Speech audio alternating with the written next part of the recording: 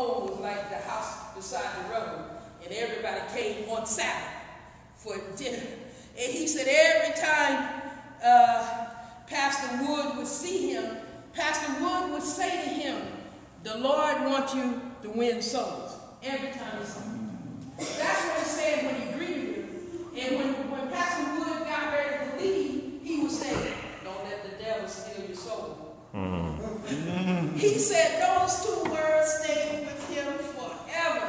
Remember what he said: God wants you to win souls, and don't let the devil steal yours. So he became the publishing department secretary for the state of Ohio. Elder Scales. Okay, go back to Lewis Brentley.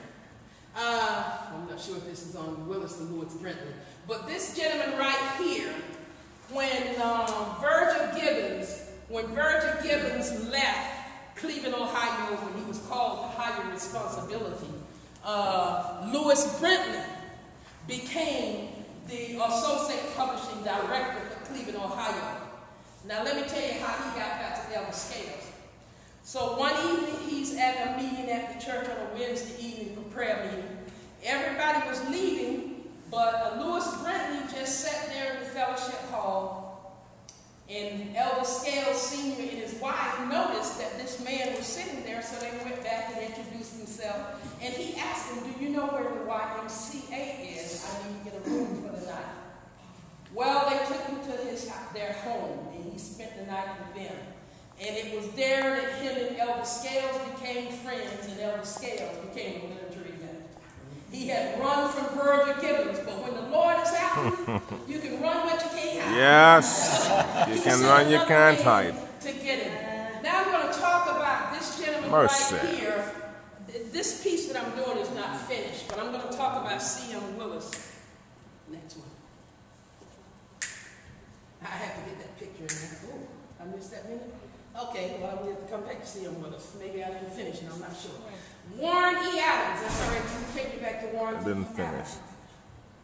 There should be another one. Is there one before that? I really didn't think. And then? Okay, let me just start here. C.M. Willis may be there. Like I said, this is an unfinished work, but I wanted to share some of it with you.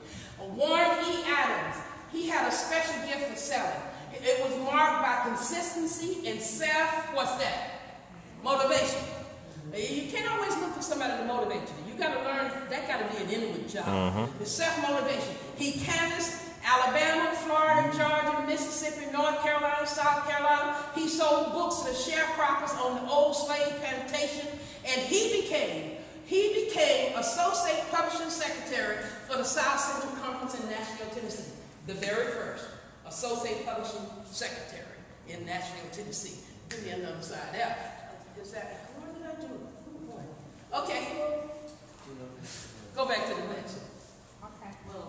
Okay, born July 1882 in New Orleans. He studied the Bible with Pastor Thomas Murphy. He realized the urgency of spreading the three ages message. He accepted the Seventh-day Adventist message. He was encouraged to attend Oakwood Institute, 40 years of service in the publishing ministry. Now let me tell you a little story about him. He tells a story, well, in his history. He sold books to the sharecroppers. This is in the late 1800s, some years, 20-some years after the emancipation of the proclamation.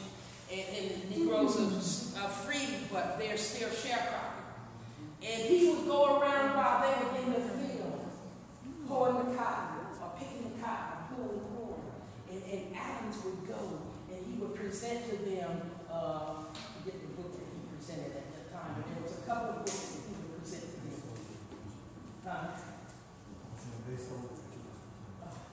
Anyway, what happened was, one day he was canvassing in this field, and here comes the slave, the master, the sharecropper, the owner, come riding up on this big horse. And it says to Warren Adams, he said, "Boy, didn't I tell you to don't be around here messing with mine?" You know what he said, niggas? Get off my plantation. So Warren left, put his books in his bag, and he left. So I guess he wasn't walking fast enough, and the owner came up behind him and kicked him. And he tells that story. He said, you know, didn't I take this girl off my property? He said something like, how far did your property go? Obviously, he had walked the wrong way. And he kicked him. And this is the price. But he didn't stop. He traced Alabama, Mississippi, Georgia, Florida. He kept going to these plantations where these sharecroppers were, sharing the gospel with them, because he wanted people to know about Christ. If we could have that kind of passion today.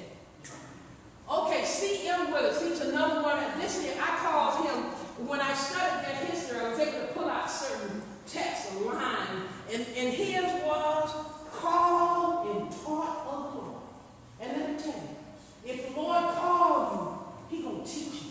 You don't have to worry about it. If he called you to do something, when the student is ready, the teacher appear, he going to teach you. He was born May 9, 1914 in Spartanburg, South Carolina. Attended public schools in Chicago, Illinois. A white camcorder lady sold a boat to the Willis family. Thank God for them camcorders. And they had some faithful white camcorders back during that time. I also work with C. Willis personally. So, he was one I was from. I sat under him many days. That's all right. He was, I mean, his whole demeanor, there was a atmosphere about him. I got a chance to meet him 1 or 2 times and hear him speak.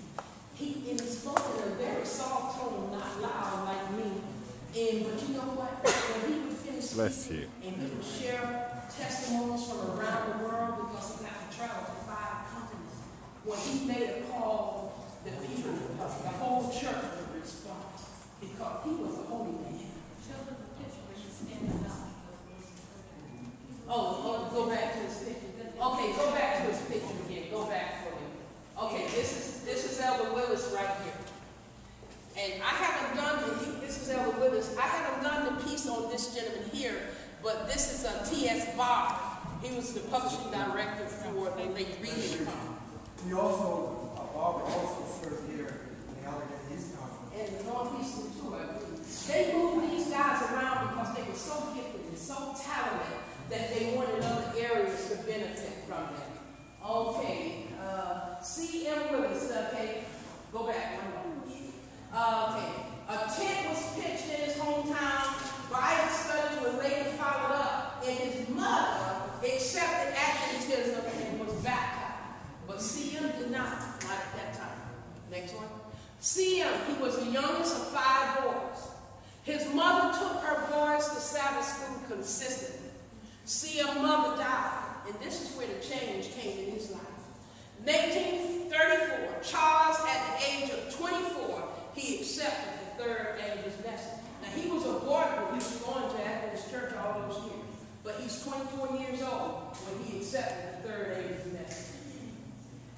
Then this is what he said. I love this. God dealt very graciously and was patient with me. With tender care, God gradually took away my rough edges. Yeah. God told him. He was rough. Obviously, your mama had you in Sabbath school when you just Counting money. You know, every Sabbath. But you were 24 years old before you accepted this message. I'm counting money. God